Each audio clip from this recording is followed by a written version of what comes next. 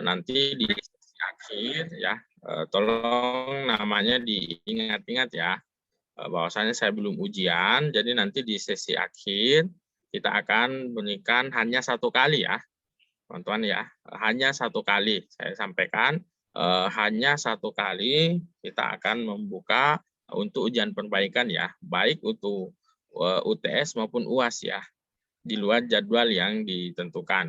Karena kalau kita ingin merujuk ke peraturan, sebenarnya tidak ada jadwal ujian susulan ya, yang ada itu kan hanya UTS dan UAS ya, dan itu pun tanggalnya sudah ditentukan.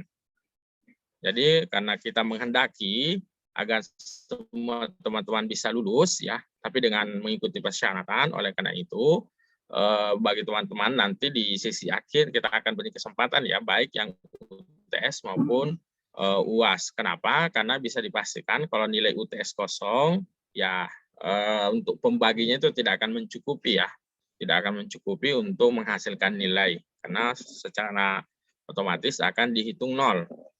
Oleh karena itu, nanti di sesi akhir kita akan beri kesempatan ya untuk perbaikan, ya tentu dengan soal dan ada tugas tambahan ya, karena sistemnya bukan UTS lagi ya, tapi masuk di wilayah perbaikan.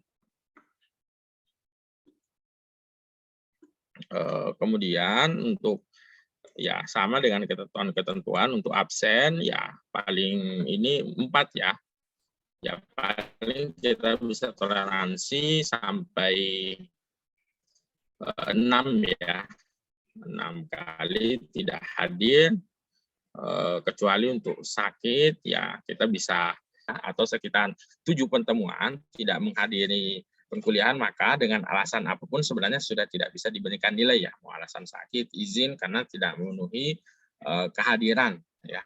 Kehadiran dalam artian cuma kalau dia sakit atau izin biasanya kita masih kasih toleransi, misalnya 2 kali izin itu sama dengan 1 kali alfa ya. Sehingga sebenarnya juga tidak ini ya, kenyataannya bukan di ini ya, cuma bebannya agak ringan kalau misalnya izin ketimbang dengan alfa. Kemudian terkait dengan UTS, ada pertanyaan?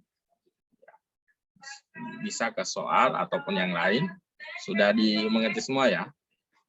Kalau ada pertanyaan silakan.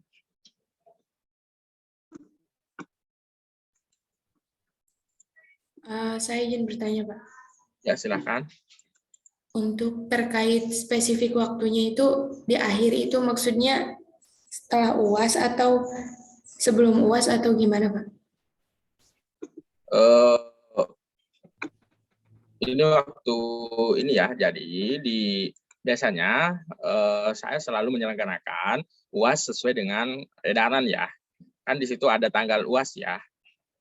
Di tanggal UAS sesuai dengan walaupun nanti kalau misalnya ini perlu saya sampaikan juga, kalau memang teman-teman sekalian ingin mempercepat proses perkuliahan, maka untuk makalah-makalah yang akan dipresentasikan tolong disiapkan ya, sehingga nanti bisa kita kondisikan cari waktu untuk segera menyelesaikan perkuliahan, tapi tetap UAS akan mengikuti sesuai dengan jadwal yang dikeluarkan oleh rektorat ya, atau oleh pimpinan, nanti kita UAS. Nah, aturan kalau yang di kita itu kan hanya 1 minggu ya, 1 UAS. Nah, biasanya kita akan memberikan ujian susulan, kan biasanya setelah ujian UAS dan ini ya, dan batas akhir pengumpulan nilai kan dijelaskan ya. Nanti biasanya kita share ke mahasiswa, jadi ada batas UAS, ada batas pengumpulan nilai.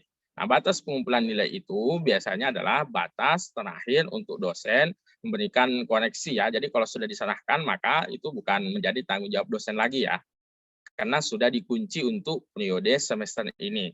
Sehingga biasanya sebelum saya kirim, biasanya saya kirim dulu ke ini ya, draft nilai biasanya saya perlihatkan ya. Nanti saya kirim ke grup, nanti teman-teman bisa mengkoneksi ya kalau ada ya, karena ini untuk mengantisipasi siapa tahu ada yang dirugikan ya, misalnya salah input atau misalnya tidak sesuai atau misalnya ya karena namanya ini ya, kita tetap membuka diri, siapa tahu ada. Tapi biasanya sih tidak ada ya, cuma untuk antisipasi. Nah, masa akhir itu biasanya kita hitung setelah UAS ya. Setelah UAS, kalau ada yang belum, maka kita akan buka 1 kali. Biasanya periodenya di masa UAS itu atau paling tidak sebelum pengumpulan nilai ya. Itu yang disebut sebagai sesi akhir. Sehingga nanti sudah betul-betul terseleksi yang ikut perbaikan itu yang betul-betul hanya yang memungkinkan untuk bisa lulus ya.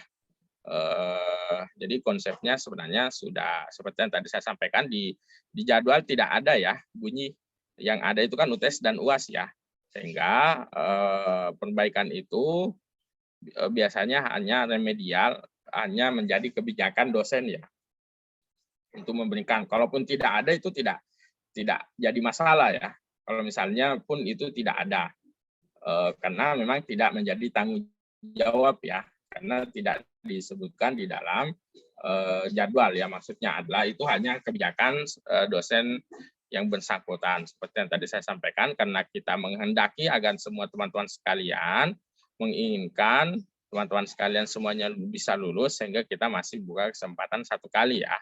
Nah, untuk teman-teman yang berhalangan di hari H, ya maksudnya hari H ini hari ujian yang telah ditentukan, oleh karena itulah saya tidak mau menggeser, atau kalau tidak terlalu signifikan tidak mau menggeser waktu ujian yang paten ya, misalnya UTS sama UAS. Ya maksudnya apa? Jadi teman-teman sekalian yang sudah punya agenda ataupun misalnya sakit, itu bisa segera melapor ya, supaya bisa diberi solusi. Karena di beberapa tempat biasanya kalau kita misalnya masih bisa berbicara tapi tidak bisa menulis, kita bisa misalnya meminta orang lain untuk menuliskan ya.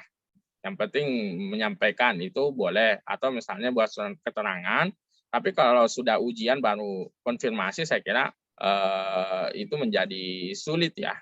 Tapi kalau misalnya sebelum ujian kan waktunya sudah tertentu ya. Kita tidak bergeser dari silabus yang diberikan.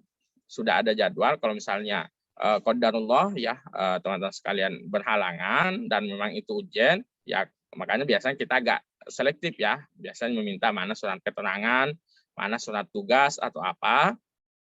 Karena kan merepotkan ya kalau ada yang buka tutup seperti itu, kita memeriksa, kemudian ada lagi yang komplain, ada yang ini, sehingga kita batasi seperti itu untuk yang sakit atau misalnya, apalagi sekarang ujiannya online ya tidak diawasi. Kalau kita menggunakan awasi sepertinya agak repot, sehingga waktunya dibatasi, tapi saya apapun ya jenis sumber data, penyimpanan laptop, internet ataupun buku ataupun apa untuk menjawab soal ya, tapi dengan konsekuensi waktunya terbatas ya.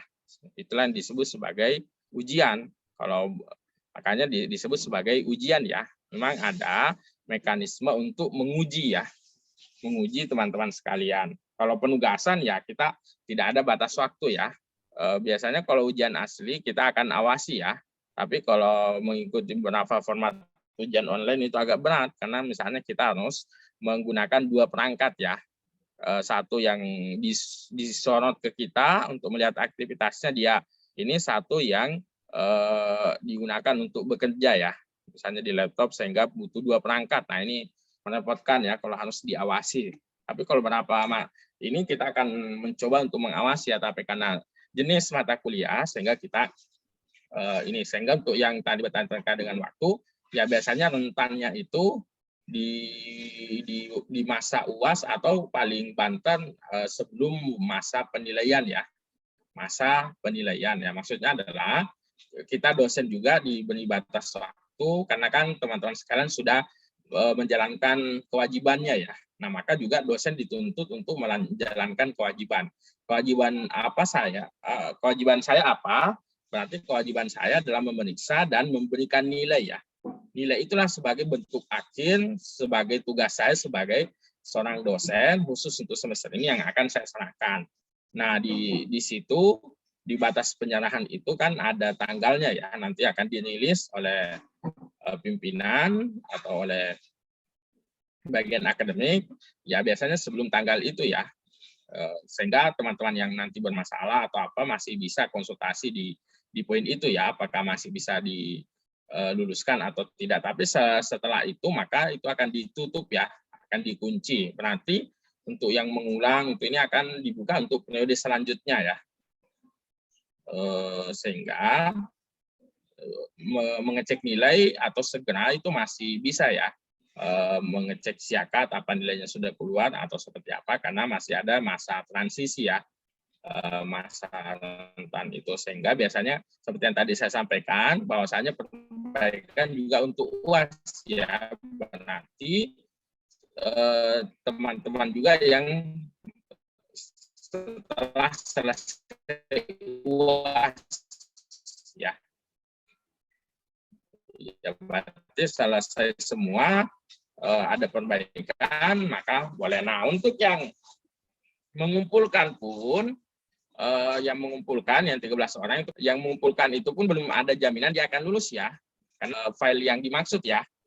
Kemudian ya sama, dia mengumpulkan kertas yang bukan yang diminta ya, ini lembar jawaban, tapi yang dia kumpulkan apa, kemudian ada yang ya, ada juga ya yang misalnya tidak lengkap dan seterusnya, sehingga yang mengumpulkan pun tidak ada jaminan ini ya. Maka nanti juga yang salah mengumpulkan atau misalnya ini boleh ikut untuk memperbaiki ya nilai.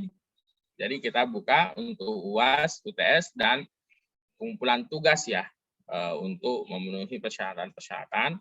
Karena niat kita sebenarnya sangat menginginkan agar Senat ya bantu juga kita sebagai seorang dosen untuk memenuhi itu ya, dengan apa? Dengan memenuhi permintaan yang diminta. Karena di soal sudah jelas ya, tertulis misalnya waktunya sekapan, akan terkunci otomatis, dan seterusnya. Jadi saya kira penjelasannya clear ya. Beda kalau misalnya saya menyatakan jam sekian tapi ditutup lebih awal, maka itu tidak sesuai ya. Tapi kalau dan juga memang tidak boleh lebih ya, lebih dari jam mata kuliah. Karena konsekuensinya akan mengganggu yang lain, mengganggu mata kuliah yang lain, dan juga tidak sesuai dengan ini ya, dengan ketentuan, karena sudah diatur jamnya ya. Paling tidak misalnya 100 menit. Boleh pas, tidak boleh lebih, boleh kurang ya. Kan konsekuensinya seperti itu. Baik, masih ada pertanyaan terkait dengan ini UTS ya, silahkan. Soalnya dimengerti semua ya.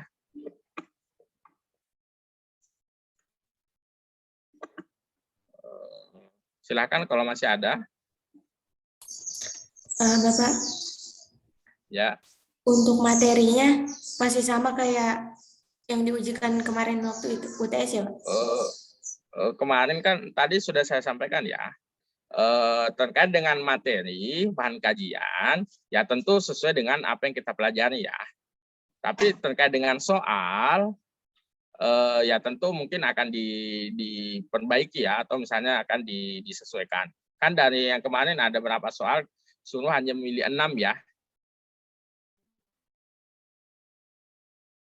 Iya, Ya Pak. mungkin akan diganti atau diperbanyak ya, atau misalnya, tapi materi tetap sesuai dengan untuk soal sama penugasan sama item-itemnya akan diganti ya. Kalau mungkin yang di review adalah mitos ya, mungkin kita ganti kebudayaan atau apa ya. Tetap substansi ininya akan diganti, tapi secara umum kalau UTS berarti pertemuan sebelum UTS ya, tapi kalau UAS berarti seluruh komponen ya. Bentuk soal dan ini ya tentu akan bervariasi ya, sesuai dengan kita usahakan berbeda ya. Kalau yang dulu-dulu sih saya buatkan lagi ya, yang susulan sama yang reguler itu soalnya beda ya. Atau misalnya bentuk soalnya bukan tanya jawab lagi ya, tapi ada ketentuan-ketentuan tertentu. Tapi pada prinsipnya itu kan hanya alat uji ya, tapi yang diuji tetap sesuai dengan yang diajarkan di pertemuan ini. Sebelum UTS ya, kalau Anda misalnya UTS. Kalau nanti juga UAS ya usahakanlah jangan dua-dua ya, karena nanti itu akan sangat repot ya. Maksudnya apa? Jangan dua-dua, jangan nanti kalau UAS jangan sampai telat ya. Karena kalau telat berarti Anda akan remedial pada prinsipnya 2 ya, UTS dan UAS, dan itu akan berat ya, sehingga nanti untuk UAS mudah-mudahan tidak ada yang mengulang ya, tidak ada yang kendala teknis, tidak ada yang ini, sehingga kalau Anda di UAS juga tidak terkendala, di UTS juga terkendala, kan otomatis perbaikannya ada 2 ya, belum tugas tambahan, belum kalau misalnya Anda diselamatkan ya, maksudnya diselamatkan, pimpinan atau dekan fakultas usul ini kan meminta ya, untuk mahasiswa-mahasiswa yang istilahnya masih bisa diselamatkan 6. Kalau ketentuan di ini kan 4 ya, seperti yang tadi saya sampaikan masih 6, masih ini oke lah kita bantu, tapi dengan syarat ada tugas tambahan ya, tugas tambahan, sehingga yang alpanya banyak ya, kemudian juga tidak ikut UAS, tidak ikut UTS ya, dalam artian belum mengumpulkan ya UAS UTS, maka itu pasti akan sangat repot ya. Ya, tapi mau seperti gimana lagi, itu sebagai konsekuensi kalau Anda tidak menyelesaikan ya mohon maaf, kita juga tidak bisa memberikan nilai ya, tapi kalau teman-teman sekalian juga menyelesaikan apa yang diminta, saya kira semuanya akan sesuai dengan ekspektasi kita ya. Baik, ada yang lain? Paham semua ya? Kalau ada kemarin pertanyaan-pertanyaan, ya saya hanya jawab singkat ya, karena supaya juga tidak ini, sehingga kalau saya bertemu begini mungkin lebih efektif kalau dijelaskan ya, terkait dengan sistem, kemudian terkait yang sakit, terkait dengan ini. Kalau ada yang lain silahkan ya, sebelum kita masuk ke materi. Pak, maaf Pak, tadi atas nama Iin Zakiratul pas absen tadi mesti connecting Pak.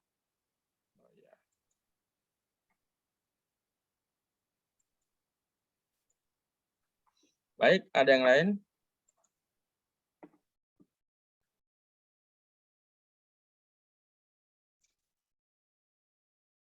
Oke ya, kalau sudah tidak ada. Untuk makalah sebelumnya ada catatan tidak ya?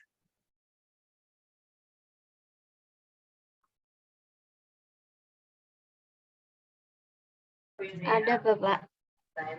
Ya, baik, karena juga waktunya sudah terbatas, nanti setelah ini ya, kita kasih kesempatan dulu untuk yang pemakalah pada hari ini, tapi Anda siap-siap ya.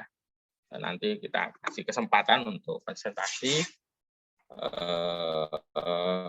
ini ya, karena waktu sisa berapa menit. Untuk kesempatan ini kita akan mendengarkan. Jadi sebenarnya untuk hari ini kita akan menyelesaikan seluruh teori ya dalam artian teori dasar ya, teori dasar dalam sosiologi maupun antropologi ya. Penggunaannya sebenarnya seperti apa? Kalau yang dijelaskan dalam review itu kan lebih banyak ke mitos ya teman-teman sekalian. Mitos bagaimana sih mitos dimaknai dengan pendekatan sosiologi ya, atau sosiologi agama atau teori-teori sosial keagamaan. Jadi teman-teman nanti penelitian living Quran itu lebih banyak menggunakan deskriptif ya, deskriptif fenomenologi ya. Maksudnya apa? Kita mendeskripsikan fenomena yang ada, kemudian kita lakukan analisis ya, analisis objektif ya. Ya, kita berada dalam posisi netral, tidak sebagai hakim yang melakukan justifikasi ya, ini benar atau salah nanti di akhirnya, tapi kita berusaha untuk mendeskripsikan proses apa sih yang mereka pahami terkait dengan ritual ini, apa sih yang masyarakat ini. Nanti kita akan lebih banyak membahas di Clifford Geertz ya, karena dia membahas terkait dengan sistem kebudayaan, dan ini yang paling banyak digunakan ya dalam dalam sistem kebudayaan, dalam berapa literatur, apalagi terkait dengan kualitatif ya. Jadi dia memiliki pendekatan, kalau misalnya seperti ini ya, saya kasih ilustrasi ya supaya mudah. Misalnya ya, anggaplah kita misalnya memiliki objek dakwah ya. Objek dakwah anggaplah misalnya jamaah tablik ya. Jamaah tablik ya. Ini hanya sampel ya. Kalau misalnya teman-teman sekalian melakukan penelitian, ya kalau menurut Clifford Geertz dalam penelitian, karena kita ingin mengkaji terkait dengan jamaah tabligh, maka perspektif yang digunakan paling tidak ada 3 ya. Jadi kita melihat, memaknai, ya nanti kan ada spesifikasi dalam judul ya. Ya maksudnya apanya jamaah tabligh yang teman-teman sekalian teliti. Proses organisasi, hubungan keluarga, cara mencari nafkah, atau apanya ya. Misalnya kita kasih supaya lebih spesifik, kita kasih misalnya strategi dakwah ya. Ya, strategi dakwah jamaah tabligh. Nah, karena kita penelitian misalnya ya terkait dengan itu, maka kita boleh meminjam kerangka yang digunakan oleh Clifford Geertz. Berarti cara kita meneliti seperti apa? Kita sebagai peneliti ini kan netral ya, tidak boleh berpihak. Kita bukan juru bicara, kita bukan ini, tapi kita sebagai peneliti yang netral, yang menyampaikan fenomena berimbang ya. Itulah yang disebut bebas justifikasi sebagai hakim. Kalau kita membenci ya kita menguraikan, kalau memang ada kebaikan kita sampaikan, ada keburukan kita sampaikan ya. Maksudnya seperti itu, tidak bombastis. Nah, karena misalnya jamaah tabligh kita melihat strategi dakwah, maka 3 perspektif yang saya maksudkan adalah kita berusaha memaknai strategi dakwah itu berdasarkan pemikiran jamaah tabligh ya. Ini yang pertama. Berarti kita berusaha memaknai simbol-simbol, berusaha memaknai aktivitas, berusaha memaknai fenomena berdasarkan kerangka atau perspektif jamaah tablighnya ya, berdasarkan perspektif objeknya ya. Kalau lebih simpel, nanti yang diceritakan dalam Clifford Geertz, kita memaknai bagaimana sih masyarakat Bali itu melakukan sabung ayam ya. Jadi menurut masyarakat Bali itu makna sabung ayam itu apa ya? Nah, itu maksudnya perspektif orang yang melakukan ritual ya. Ada orang yang menyembah sapi ya. Kita masuk dalam perspektif bagaimana sih masyarakat yang menyembah sapi itu memaknai menyembah sapi ya. Itu maksudnya.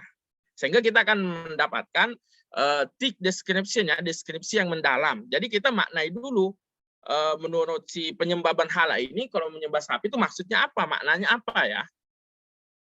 Nah, kemudian yang kedua, kita melakukan dari perspektif eksternal ya, orang luar. Ya, maksudnya orang luar dari di luar jamaah tabligh atau masyarakat, tentu nanti komponennya banyak. Bagaimana masyarakat melihat penyembah sapi itu ya, atau bagaimana masyarakat melihat jamaah tabligh ya, atau bagaimana masyarakat melihat sabung ayam ya yang ada di Bali ya. Berarti sudah ada 2 perspektif ya. Perspektif objeknya sendiri bagaimana memaknai itu, kemudian perspektif eksternal bagaimana memaknai itu. Nah, Clifford Geertz datang untuk menjelaskan bahwasanya yang dimaknai oleh peneliti adalah makna yang pertama dan makna yang kedua ya. Nah, gabungan dari makna pertama dan kedua itulah yang dihasilkan oleh peneliti. Jadi peneliti menafsirkan apa yang ditafsirkan oleh objek, kemudian menafsirkan apa yang ditafsirkan oleh eksternal ya. Sehingga nanti terkait dengan sistem kebudayaan atau perspektif makna sumbernya itu akan kelihatan ya. Oh, ternyata dari perspektif mereka menyembah sapi ini begini ya. Kemudian dari masyarakat luar seperti ini. Nah, kita menafsirkan 2 sumber data itu ya. Itu salah satu bentuk yang disebut sebagai thick description ya, atau deskripsi mendalam ya, atau lukisan mendalam, atau biasa juga disebut tafsir kebudayaan ya, walaupun juga judulnya bukan tafsir kebudayaan ya, cuma dibuat lebih menarik terkait dengan ini. Baik, ini hanya sebagai pemantik ya untuk diskusi. Kalau nanti kita akan lebih banyak menjelaskan terkait dengan fenomena ini ya, sehingga mitos, kalau yang review yang artikel yang kita berikan kan lebih banyak berbicara tentang konsep seperti itu ya. Kemarin kan ada kalau nggak salah yang bertanya terkait dengan implementasinya di Indonesia ya, atau di Islam ya. Nah, kalau mengimplementasikan, jadi teori-teori yang kita bahas ini dapat digunakan menjadi kerangka ya. Kerangka untuk menjelaskan fenomena realitas empirik berbasis sosial kultural maupun sosial keagamaan. Nah, pada kesempatan ini yang jadi pemakalah ada Farida Safitri Nasution. Sudah bergabung ya? Sudah. Ya, Fanida Safitri. Kemudian Sahula Ruzni. Hadir, Pak. Kemudian Cindy Nabila Putri. Hadir, Bapak. Ya, baik. Silahkan ya mempresentasikan makalah. Nanti setelah di sesi akhir kita kasih kesempatan ke kelompok yang sebelumnya ya untuk membacakan kesimpulan.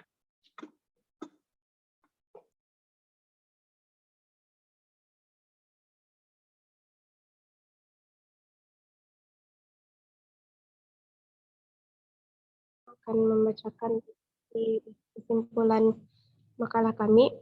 Di sini kesimpulan dapat kita simpulkan menjadi beberapa poin dalam makalah ini, yaitu yang pertama, bahwa Edward Evan Fitzgerald ini adalah seorang yang berasal dari Inggris. Ia salah satu seorang antropologi sosial Inggris yang terkenal pada pertengahan abad ke-20. Ia lahir di Coburg, Inggris pada tanggal 21 September 1902 dan meninggal pada tanggal 11 September 1973. Lalu ada poin yang kedua, yaitu Evans melakukan studi etnografi yang luas antara Azande dan orang Nuer yang dianggap primitif oleh masyarakat dan sarjana sebelumnya.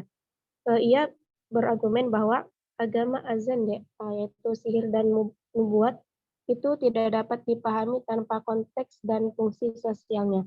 Lalu ada poin yang ketiga, yaitu sedangkan Nuer memiliki kepercayaan yang monoteistik abstrak, agak mirip dengan Kristen dan Yahudi, meskipun itu mencakup roh-roh yang lebih rendah. Lalu ada poin yang terakhir, yaitu dalam kritikan teori ini, Edward Evans Fitzgerald menganggap bahwa asal-usul agama itu berada dalam perasaan takut dan takjub. Evans Fitzgerald tidak mengusulkan teori agama, tetapi hanya teori agama Nuer. Mungkin itu yang dapat kami sampaikan dari makalah dari tentang konstruksi hati masyarakat dari kelompok 6. Terima kasih.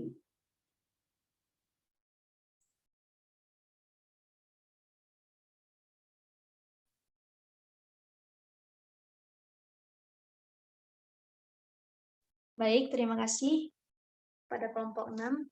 Selanjutnya adalah sesi tanya jawab kelompok 7. Bagi yang ingin bertanya, dipisahkan kepada 3 penanya terlebih dahulu.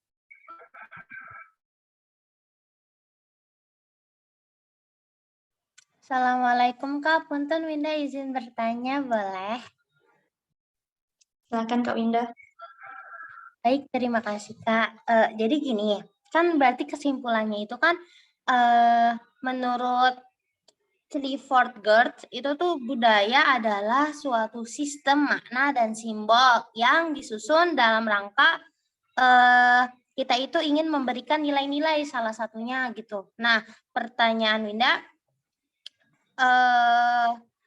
kan Clifford Geertz itu ngomong kalau kebudayaan itu nantinya memberikan nilai-nilai itu kan karena penilaian itu sistem makna juga kan. Wah ini baik nih, wah ini buruk nih dan sebagainya gitu kan. Nah pertanyaan Winda, gimana kalau emang kebudayaannya itu emang dari sananya tuh udah buruk gitu.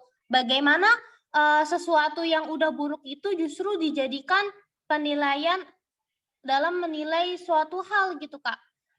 Jadi pandangan Clifford Geertz itu tentang itu nanti gimana? Pertanyaan Winda gitu. Terima kasih. Terima kasih Kak Winda. Untuk selanjutnya.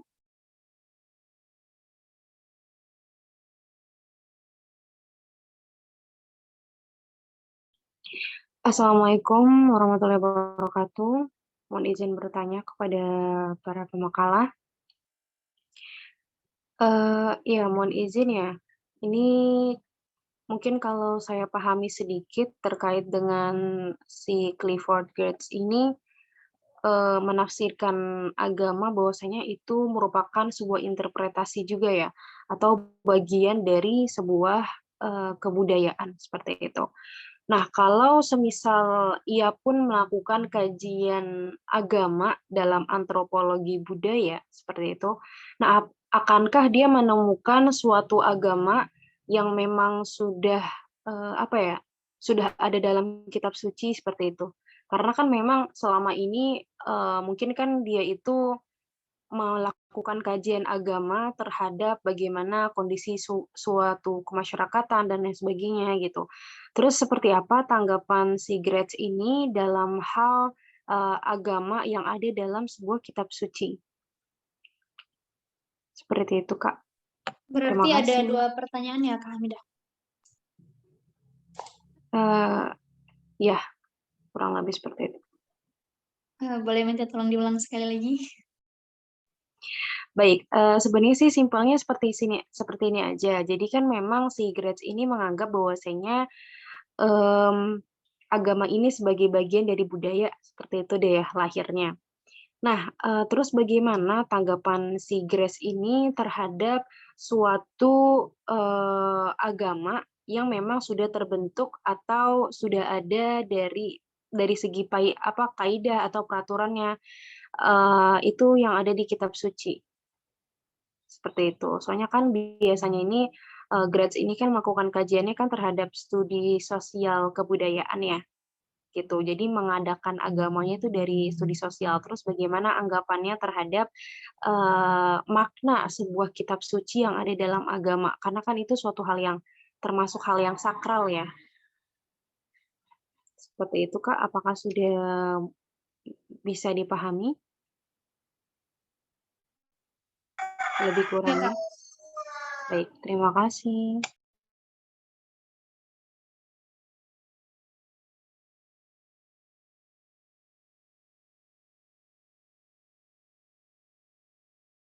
Assalamualaikum Kak. Masih boleh bertanya atau enggak ya?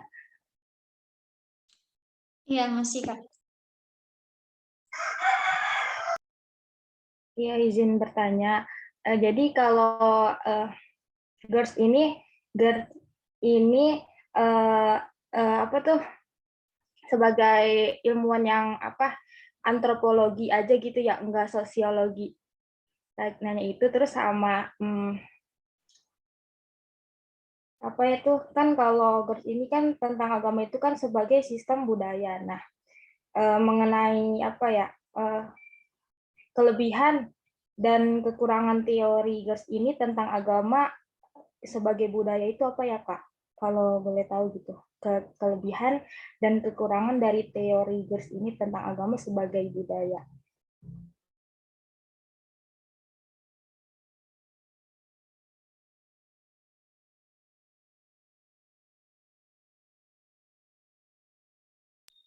Maaf, Kak Salsa, tadi pertanyaan yang keduanya apa ya, Kak?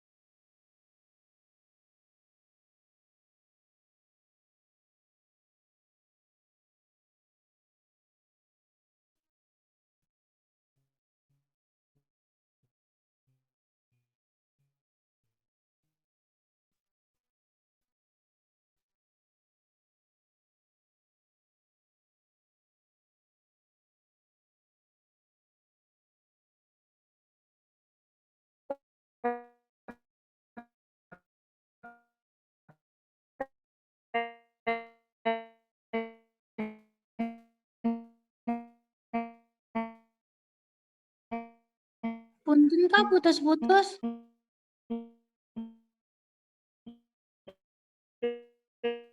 Iya, Kak Salsa putus-putus banget.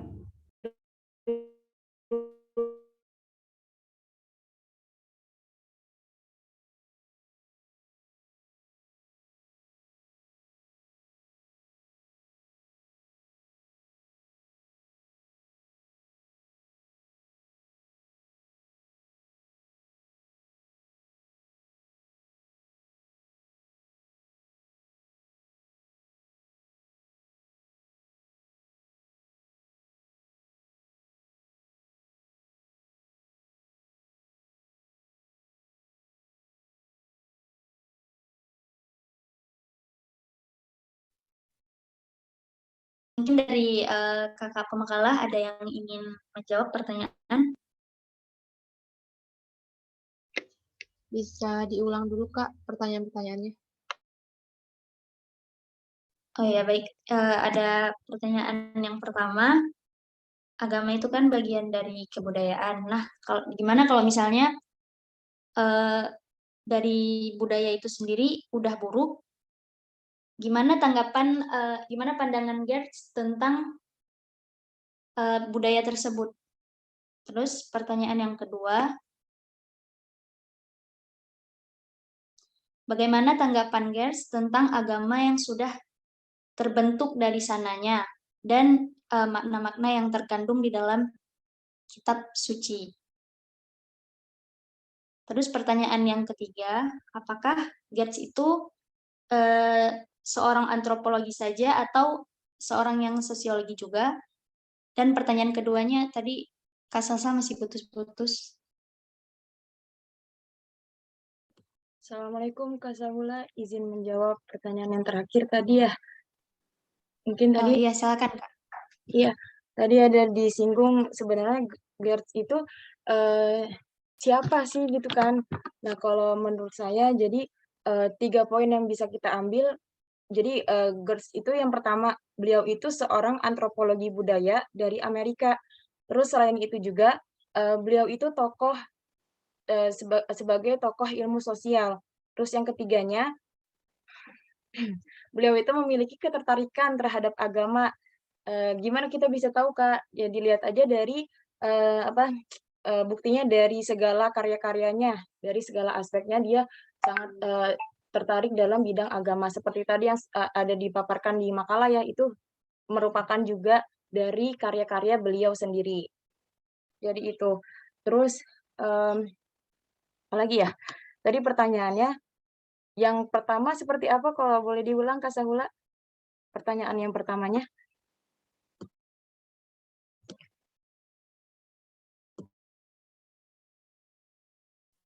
Ya, jadi Gertz itu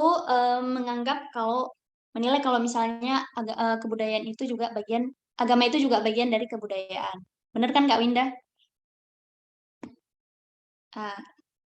Jadi gimana kalau misalnya budaya itu udah buruk dari sananya?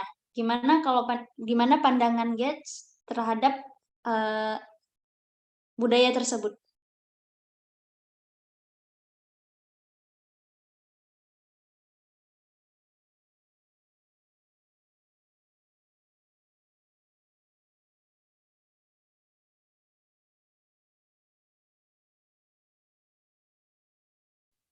Mungkin bagi teman-teman lain yang ingin menanggapi, dipersilahkan.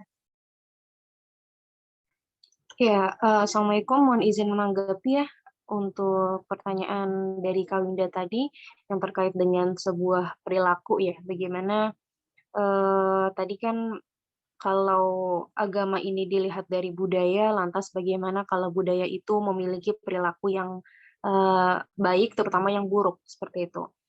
Nah, kalau yang saya lihat di makalah ini, teman-teman boleh cek di halaman 10 ya, tentang kritik terhadap teori ini dalam menafsirkan agama. Jadi si Gertz ini mengatakan bahwasanya dalam menafsirkan perilaku sebuah perilaku agama ataupun yang ada dalam budaya itu dia itu tidak meneliti semuanya gitu, tetapi hanya beberapa saja secara mendalam seperti itu. Dan mungkin kalau saya simpulkan perilaku-perilaku yang dia ambil itu yang memang bisa dikatakan bisa dihitungkan secara rasional, entah itu baik, entah itu buruk. Jadi suatu hal yang berkesinambungan yang dapat kita lihat sebab akibatnya seperti apa yang akan yang akan menimbulkan atau yang akan mencerminkan, oh ini loh lahirnya budaya seperti ini karena seperti ini, makalah terjadi seperti ini, seperti ini, seperti ini. Pokoknya karena memang si Gertz ini sangat-sangat menekankan suatu kajian yang mendalam dari sudut emosional, perasaan, dan lain sebagainya gitu. Maka dari itu suatu hal yang baik dan buruk tetap dia pilih aja gitu, yang bisa dia kaji secara mendalam. Secara intensnya atau secara spesifiknya hal-hal baik buruknya itu seperti apa saja, saya belum tahu, tetapi mungkin bisa disimpulkan seperti itu. Baik, terima kasih teman-teman. Kalau salah boleh dikoreksi.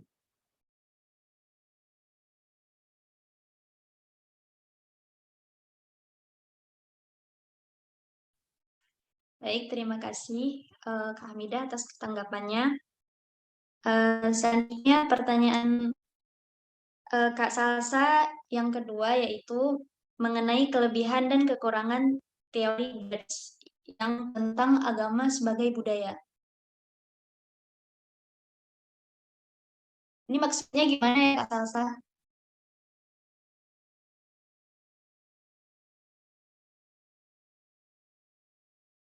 Ya, silakan Kak Winda. Baik, terima kasih Kak.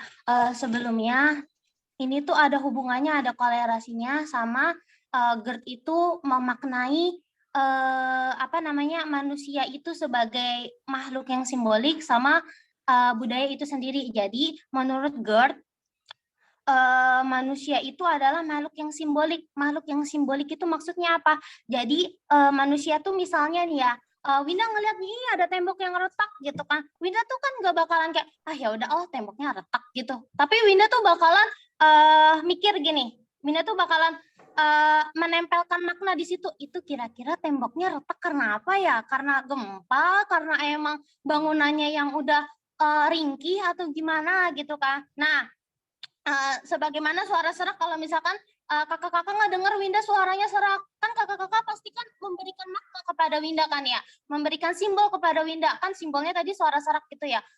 Kakak-kakak tuh memberikan makna, oh Winda ini lagi sakit nih, jangan-jangan, oh jangan-jangan Winda kebanyakan ngomong nih, jadi suaranya serak gitu kan. Nah, hal itu tuh juga terjadi pada budaya. Jadi GERD itu mendefinisikan agama sebagai mendefinisikan budaya sebagai suatu sistem makna dan sistem simbol yang disusun dalam rangka kita itu ingin memahami dunia kita gitu. Nah, simbol dan makna yang di budaya ini itu tuh kalau menurut GERD itu tuh kayak kita mengedipkan mata. Kita mengedipkan mata gini. Jadi kita kan kalau mengedipkan mata itu ada kalanya ya karena kelilipan gitu ya, karena emang kita lagi sakit mata. Tapi kalau kita itu lihat dari tindakan budayanya, dalam mengedipkan mata itu kan kayak misalnya nih ya, Winda kedip-kedip nih, kan bisa juga itu kan nggak karena kelilipan, nggak karena sakit, tapi Winda itu karena mau ngode ke kakak-kakak. Kakak, itu ada dosen loh, dosen udah datang loh, jadi Winda ngedipin mata, atau enggak Winda Kak itu ada cogan cakep banget gitu, Winda ngedipin mata, itu masuknya ke budaya gitu kan. Itu kita mengasumsikan mengedipkan mata itu sebagai simbol dan sebagai makna. Jadi GERD itu mengasumsikan budaya sebagai agama sebagai sistem kebudayaan itu karena menurut GERD budaya itu punya simbol dan punya makna gitu Kak. Nah, simbol dalam budaya itu apa? Simbol dalam budaya itu misalkan kayak masjid, kayak tiang salib gitu. Jadi menurut GERD itu masjid ataupun tiang salib ataupun misalnya tuh ya kalau dalam tindakan itu seperti kita itu menggeleng, kita itu diam, atau dalam peristiwa itu seperti penyalipan Yesus gitu, seperti hijrahnya Nabi, itu tuh punya makna. Poin intinya di sana gitu Kak. Jadi tadi pertanyaan Kamida, emangnya dia menemukan kajian agama yang emang udah punya kitab sucinya? Iya. Jadi GERD itu melakukan penelitian kepada agama yang punya kitab suci juga, dan tanggapan beliau itu lebih ke beliau itu memaknai agama itu punya simbol dan punya makna. Jadi finalnya kesananya gitu loh Kak. GERD itu nggak meneliti lebih lanjut, tapi lebih kesananya ke definisi itu aja. Udah gitu aja. Mohon koreksinya Bapak dan Kakak. Terima kasih.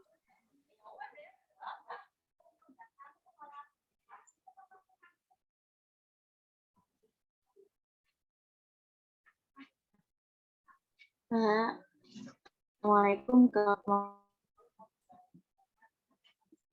Ya, Waalaikumsalam Kak. saya kira cukup ya. Nanti kita diskusikan karena waktunya terbatas ya. Saya kira memang diskusi kita belum selesai.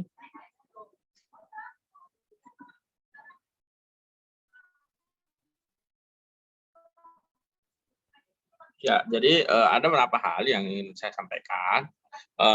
Yang pertama terkait dengan makalah. Yang pertama makalahnya sepertinya nanti dipresentasikan ulang ya. Kesimpulannya dirumuskan ulang ya. Kemudian logo, tolong Anda perhatikan gunakan logo yang benar. Kemudian terkait dengan pengutipan Anda konsisten ya. Ada yang menggunakan HLM, ada yang menggunakan H ya. Kemudian format penulisan daftar pustaka itu lihat ya. Jadi bukan dari footnote langsung kopas ke daftar pustaka ya, tapi ada perbedaan. Nama dibalik ya, kemudian tidak lagi menggunakan halaman dan seterusnya ya. Jadi poin-poin itu tolong diperhatikan. Kemudian Clifford Geertz itu terkenal dengan 3 istilah ya. Jadi dia setelah meneliti di Indonesia, dia memasukkan 3 kosakata abangan, santri dan priai itu dalam ini ya, dalam kosakata internasional ya.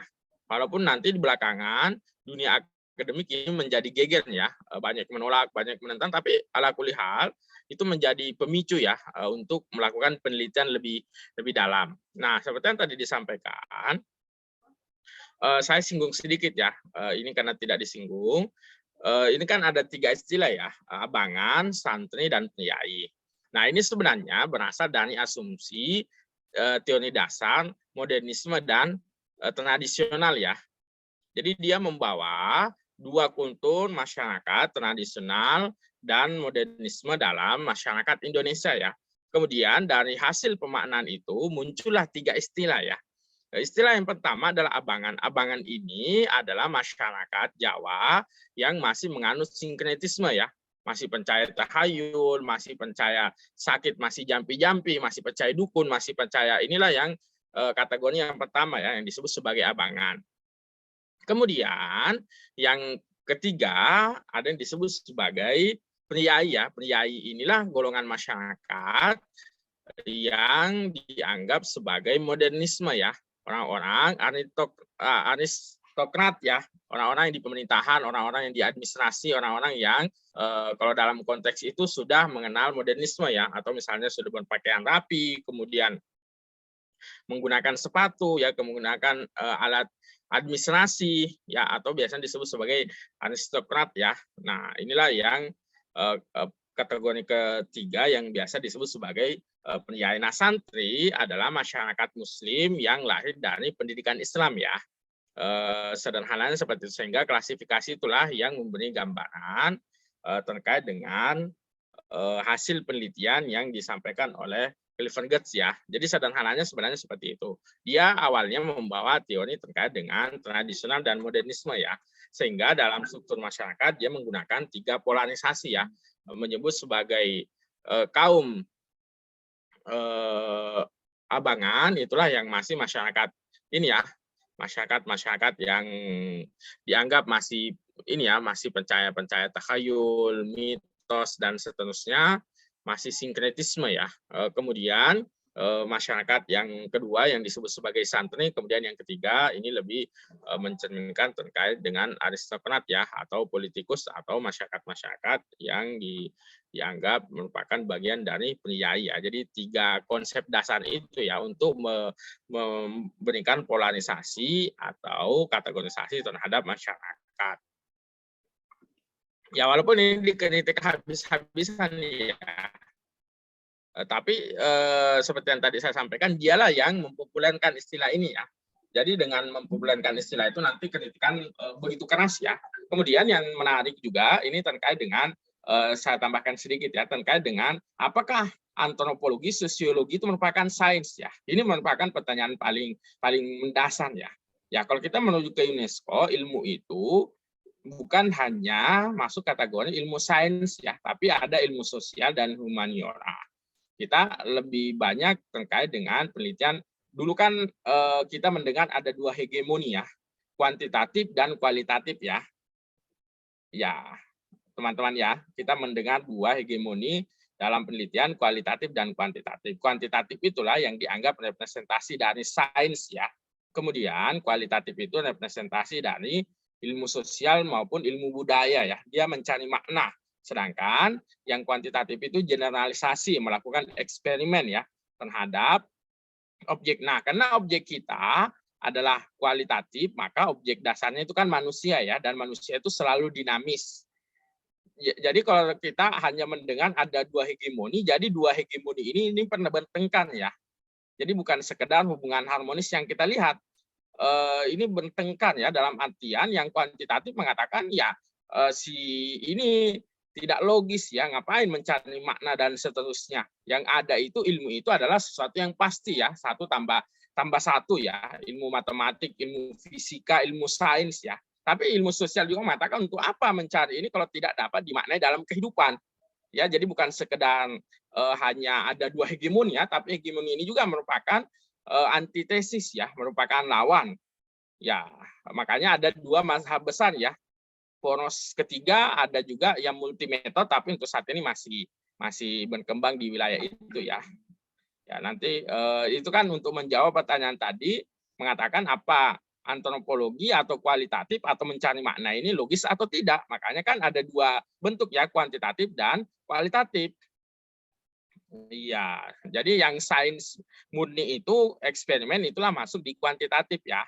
Tapi kalau untuk mencari makna, memaknai kenapa sih mereka melakukan sabung ayam, itu memang bukan seperti yang tadi saya sampaikan, bukan justifikasi ya, tapi melihat interaksi, melakukan polarisasi, melihat keragaman masyarakat, melihat terlepas dari benar salah itu nanti justifikasinya lain lagi ya. Kalau kita misalnya menggunakan hukum Islam, menggunakan ini apa ini musyrik atau tidak, tapi dalam deskriptifnya kita menjelaskan ya apa sih yang dimaknai oleh masyarakat ya, kurang lebih seperti itu. Nanti kita diskusikan lebih lanjut karena waktunya terbatas. Kita akhirnya sampai di sini. Nanti kita diskusi lebih lanjut lagi ya terkait dengan poin-poin ini. Ini hanya pemantik saja ya. Silahkan teman-teman sekalian melihat literatur, dan ini memang paling sering diajarkan oleh dosen-dosen kita karena Islamic Studies di Barat itu mewajibkan bukunya Clifford Geertz itu menjadi bahan ujian komprehensif ya. Ya, ini salah satu informasi. Jadi sarjana-sarjana Islamic Studies dari Barat itu pasti hafal mati terkait dengan ini ya, Clifford Geertz ya, karena dia di Indonesia. Baik, sekian kita akhiri.